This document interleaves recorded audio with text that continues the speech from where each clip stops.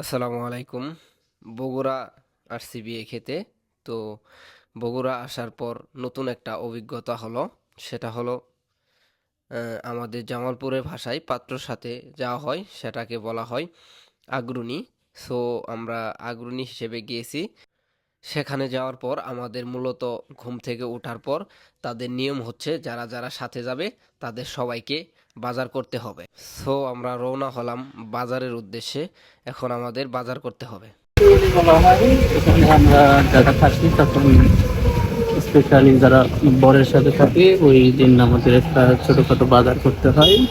সেই বাজারে এখন আমরা যাচ্ছি আর কি। মানে আমরা তো পাত্রের সাথে গতকাল এসেছি। আসার পর এখন বগুড়ার নিয়ম হচ্ছে যে যারা যারা আইছে তারা 3 জন বা 4 জন আসুক, তারা সকালে বাজার করতে মানে যাবে। এটাই হচ্ছে এইদিকে নিয়ম।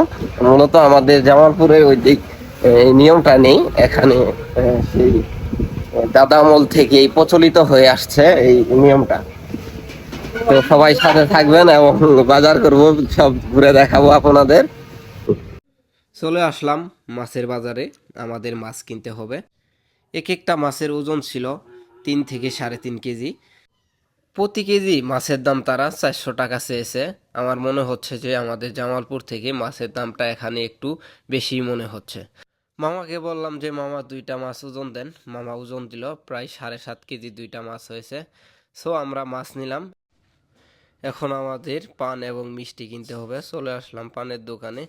সেখানে পান নিলাম। নেওয়ার পর আমরা এখন মিষ্টি নিতে যাব। চলে আসলাম মিষ্টির দোকানে। সেখানে অনেক রকম মিষ্টি ছিল। মিষ্টির দাম মোটামুটি সেখানে ভালোই। প্রতি কেজি তারা 360 টাকা চেয়েছে। আমরা 3 কেজি মিষ্টি নিলাম। মিষ্টি নিয়ে রওনা হলাম গাড়ির উদ্দেশ্যে। এই বাজার করাটা কবে থেকে প্রচলিত হয়ে আসছে? এটা অনেকদিন আগের থেকে আমরা ছোটবেলা থেকে দেখে আসতেছি আমাদের যারা পূর্বপুরুষ ছিলেন তারা এরকম করে বাজার করতে আর কি। ধন্যবাদ ভাইয়া। চলে আসলাম গাড়ির ওখানে। তারপর গাড়িতে উঠলাম।